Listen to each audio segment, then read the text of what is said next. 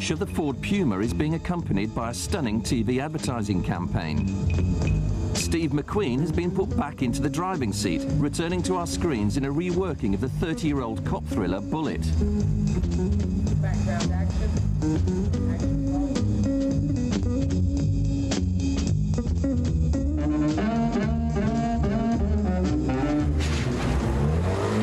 The concept's to promote the new Ford Puma and basically utilising footage of Steve McQueen from the movie Bullitt and incorporating him from like a late 1967 to 69 period into like contemporary San Francisco. The idea came about when it was decided to find a suitable all-round spokesperson for the new car, and one who would be recognised all over Europe. We took the three themes that underlie the vehicle itself: its daring personality, its true style, and of course the exhilarating drive. And we synthesised these into a proposition or a statement that our target audience would understand. And that proposition was freedom for your untamable spirit. And it was the notion of untamable spirit, really, that led us to McQueen, because he was somewhat untamable, he had great spirit, and he loved motor cars. And so it just seemed natural that we should somehow use him. Steve McQueen was a perfect choice for the commercial, as apart from his universal appeal, he loved to drive.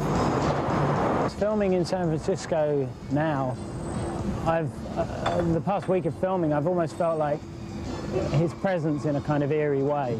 It seems that Steve McQueen's son, Chad, has seen the script, and he said his father would approve. And I'm hoping that he kind of would, really. I'm hoping he's looking down on us, saying, "Okay, guys, you're doing a cool job." Perhaps the most memorable sequence in Bullitt is the classic car chase around the streets of San Francisco. This sequence was ideal to adapt for use in the Ford commercial, replacing McQueen's Mustang with the Puma. The car chase is a classic.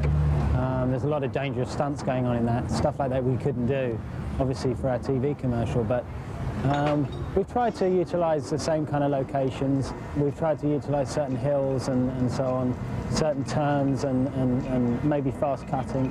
So we're trying to get over that problem by just using film editing, certain editing techniques.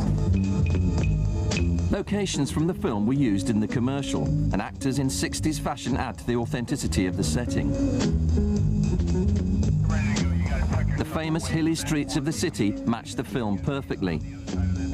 Shots had to be lined up exactly so that McQueen could be superimposed onto the picture. Video monitors were used to view the new footage mixed with the old.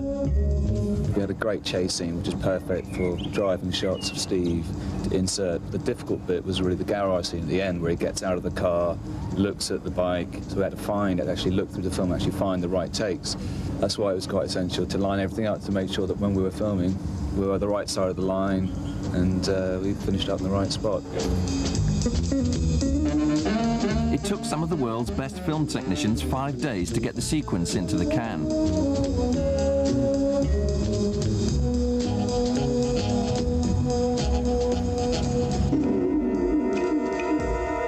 But the shoot was only half the work. Computer graphics were used to replace a doubles image with Steve McQueen's. We have to actually isolate him completely. So every frame of Steve, we have to draw a mat around him. And then we call it a black and white mat. And that's what we put on top of our material that was shot in San Francisco, so i.e. our car or the garage scene. So when we've done that, then we have full control. So we're taking his head off and we stick it on top of the body, so then we can actually isolate it and move it together.